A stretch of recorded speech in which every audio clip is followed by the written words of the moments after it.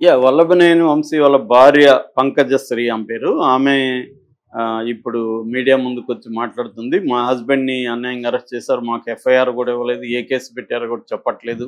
అట్లాగే జైల్లో మా హస్బెండ్‌కి ప్రాణ హాని జరిగే అవకాశం ఉంది. ఆల్రెడీ ఆయన్ని ఫిజికల్‌గా దాడి చేశారని చెప్తున్నారు జైల్లో. మెంటల్‌గా కూడా ఆయనకి టార్చర్ పెడుతున్నారు. ఆయనకి ఆల్రెడీ బోన్ ఫ్రాక్చర్ అయింది గతంలో. దాని తర్వాత బ్రీతింగ్ ప్రాబ్లమ్ కూడా ఉంది.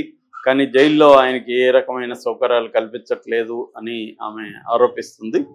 అక్కడ తెలుగుదేశం ఆఫీస్ మీద జరిగిన దాడి కేసులో కూడా ఈయన ఉన్నారు. కానీ ఆ కేసులో ఈయన అరెస్ట్ చేయలేదు. ఎందుకంటే తెలుగుదేశం ఆఫీస్ మీద దాడి చేసిన కేసులో మొత్తం 88 మంది నిందితులు ఉంటే అందులో 45 మందిని అరెస్ట్ చేశారు. ఈయనేమో A71. అయితే ఈయన తెలుగుదేశం వెర్షన్ మనం చెప్పుకోవాలంటే ఈయన ఏం చేశాడంటే ఆ కేసు పెట్టింది ఎవరంటే సత్యవర్ధన్ అని తెలుగుదేశం ఆఫీసులో ఆపరేటర్గా పనిచేసే వ్యక్తి. అతను ఇన్ఛార్జిగా ఉన్నాడు కాబట్టి ఆ రోజు అతను కేసు పెట్టాడు. కేసు ఫైల్ కంప్లైంట్ ఇచ్చాడు అన్నమాట.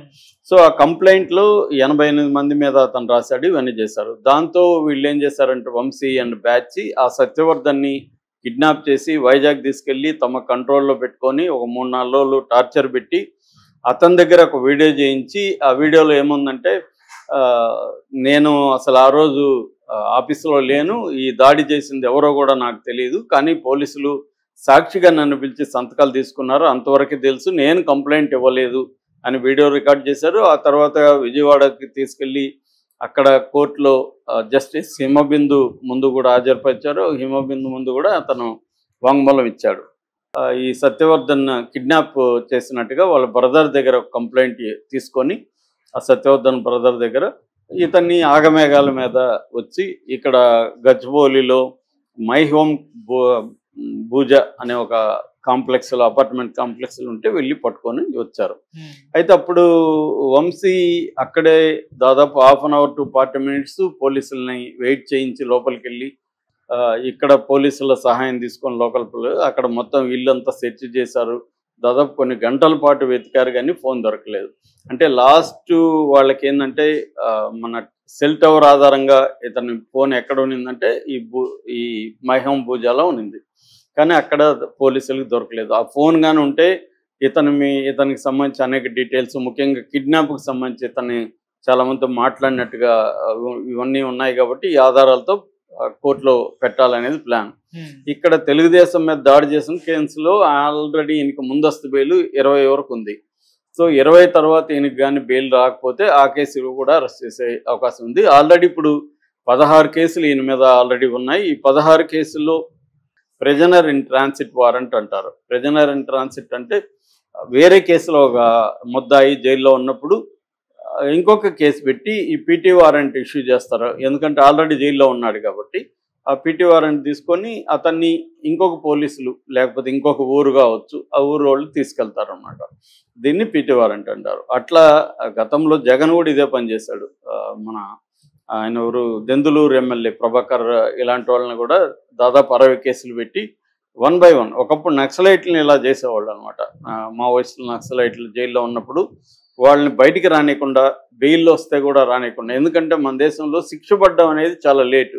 అందుకని అప్పట్లో ఏం చేసేవాళ్ళు అంటే బెయిల్ రాకుండా ఉండాలంటే రకరకాల కేసులు పెట్టేసి రకరకాలుగా వాళ్ళని ఆ పీటీ వారెంట్లు ఇష్యూ చేసి పర్మనెంట్గా వితౌట్ ట్రయల్ ఏళ్ల తరబడి జైల్లో ఉంచే ఒక టెక్నిక్ అనమాట ఇది. అది ఇప్పుడు రాజకీయ నాయకులు, రాజకీయ పార్టీలు, ప్రతిపక్షాల మీద అదే టెక్నిక్ ఉపయోగిస్తున్నారు. గతంలో జగన్ ఇదే పీటీ వారెంట్ల స్కీమ్ చేశాడు, ఇప్పుడు ఇదే చేశారు. ఈవెన్ మోడీ కూడా మనం చూసాం. మన కేజ్రీవాల్ విషయంలో కావచ్చు, ఎవరి విషయంలో అయినా ప్రత్యర్థుల విషయంలో ఇదే పని చేస్తారు అన్నమాట. ఒక కేసులో బెయిల్ వచ్చేస్తుంది అనుకుంటే వేరే కేసులు రెడీగా పెట్టుకోవడం పీటీ వారెంట్. అలా వంశీని కూడా 16 కేసుల్లో పీటీ వారెంట్లు పెట్టుకుంటే కనీసం ఒక కేసులో నెలన్నా 16 నెలలు ఉండాల్సి వస్తుంది కదా జైల్లో. ఈ టెక్నిక్ని ఇప్పుడు వంశీ మీద కూడా ప్రయోగించే అవకాశం కనిపిస్తుంది. ఆందోళన కానీ ఏమీ జరగలేదు. ఎందుకంటే వంశీ గతంలో ఇటు లోకేష్ పుట్టుగుని గురించి, మన భువనేశ్వర్ గారి గురించి చాలా తీవ్రంగా మాట్లాడాడు. దాని తర్వాత ఎప్పుడో సారీ చెప్పాడు కానీ అప్పుడే సారీ చెప్పమని ఈయన్ని పరిటాల రవి వాళ్ళ వైఫ్ సునీత కూడా వీళ్ళ భార్యకి ఫోన్ చేసిందని ఒక వార్త వైరల్ అవుతుంది. పంకజ్ శ్రీకి ఫోన్ చేసింది, ఎందుకంటే ఒకప్పుడు పరిటాల రవికి తను ప్రధాన అనుచరుడిగా ఉండేవాడు. తిరుపతిలో చదువుకున్నాడు. పరిటాల రవి వాళ్ళతో తిరిగాడు. సో, అందువల్ల పరిటాల రవి భార్య వీళ్ళ భార్యకి, వంశీ భార్యకి ఫోన్ చేసి, చూడమ్మా అదా చెప్పడం వల్ల నెగెటివ్ వచ్చింది. నువ్వు ఇమ్మీడియేట్‌గా సారీ జెప్పిచ్చేయి నీ భర్త దగ్గర అంటే, అప్పుడు ఈ పంకశ్రీ ఏం చెప్పిందంటే, నా మాట అతను వినడు. మీరే చెప్పండి ఆయనకని ఆమె చెప్పిందని. ఇప్పుడేమో నా భర్తకి ఏమీ తెలీదు అమ్మాయిక్కడ అంటుంది. అదేదో అప్పుడే భర్తకి చెప్పి సారీ చెప్పించుంటే ఎంత దూరం రాదు. ఏదో ఒక క్రైమో ఏదో ఉంటది. అలాగే వంశీకి కూడా గతంలో ఆహ్, వంశీ కూడా రియల్టర్ రంగబాబు మీద హత్యాయత్నం చేసిన కేసు ఉంది. అట్లాగే యార్లగడ్డ వెంకట్రావు మీద దాడి కేసు ఉంది. ఇలాగా చాలా కేసులు, ఒక 16 కేసుల వరకు ఉన్నాయి. అందుకని ఇప్పుడు తెలుగుదేశం ప్రభుత్వం వంశీని త్వరగా బయటికి రానికుండా చూసుకోవాలని ప్లాన్ చేస్తుంది. జగన్ ఏమో నేను నిన్న కూడా చెప్పాను, చంద్రబాబుకున్న ఒక ముందు చూపు కానీ, వ్యవస్థల మీద పట్టు కానీ, ముఖ్యంగా న్యాయ వ్యవస్థకు సంబంధించిన అండర్‌స్టాండింగు, పరిచయాలు జగన్‌కి ఈ స్థాయిలో లేవు. ఏమన్నా ఉంటే డబ్బులు పెట్టి సుప్రీంకోర్టు అడ్వకేట్లు పెట్టగలడు తప్ప అంతకంటే ఏమి చేయలేడు.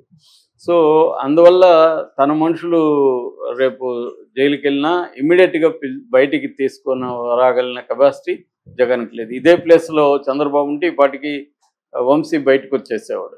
అర్ధరాత్రులు కూడా ఆయన నిద్రపోయాడు కాదు చంద్రబాబు. కానీ ఇప్పటికి కూడా ఇతను ఎప్పుడొస్తాడో ఎవరికి తెలియని పరిస్థితి అయితే ఉంది. ఇదే జరిగితే మాత్రం వీళ్ళు 1 బై 1 ఇంకా కొడాలి నాని, తర్వాత పేర్ని నాని, రోజా ఇంక వరుసగా కూడా క్యూ కట్టే అవకాశం ఉంది. పైగా ఇది డిస్ట్రిక్ట్ జైలు కాబట్టి డిస్ట్రిక్ట్ జైల్లో గొప్ప సౌకర్యాలు ఏమి ఉండవు. జైళ్ళన్నీ ఒకే రకంగా ఉండవు. కొన్ని జైళ్ళల్లో బాగుంటాయి. ముఖ్యంగా సెంట్రల్ జైల్లో ఒక డిసిప్లిన్ వ్యవహారాలు ఉంటాయి. డిస్ట్రిక్ట్ జైలు చిన్నది కాబట్టి రెండోది తను తెలుగుదేశం వాడు కాబట్టి అక్కడ సూపరింటెండెంట్ వాళ్ళు కూడా భయంగా ఉంటారు. ఇతని దగ్గర డబ్బులు తీసుకొని ఏమన్నా చేస్తే రేపు మనకి ఇబ్బందని. అందువల్ల వంశీకి ఖచ్చితంగా జైల్లో ఇబ్బందులు అయితే బాగా ఉంటాయి. కానీ మరి కొట్టారా లేదని చెప్పలేము. ఈమెయితే ఆరోపిస్తుంది. కొట్టినా కూడా దిక్కు లేదు నిజానికి. ఎవరైనా ఖైదీలు ఏముంది, ఒకవేళ చూడకూడదు అనుకుంటే గుడ్డ కప్పేసి కొడతారు. ఎవరు కొట్టారో కూడా తెలియదు. మనకి లాకప్ డెత్ల్లో 2 రకాల లాకప్ డెత్లు ఉంటాయి. ఒకటి పోలీస్ లాకప్ డెత్, రెండోది జ్యుడిషియల్ లాకప్. జ్యుడిషియల్ లాకప్లోనే ఎక్కువ హత్యలు జరుగుతాయి అన్నమాట. జైల్లోనే ఎక్కువ మంది చనిపోతుంటారు ఏదో కారణం చెప్పి. మనకి పరిటాల రవి హంతకులంతా జైల్లో మ్యాక్సిమం చనిపోయారు. మొద్దు సీన్ లాంటి వాళ్ళు.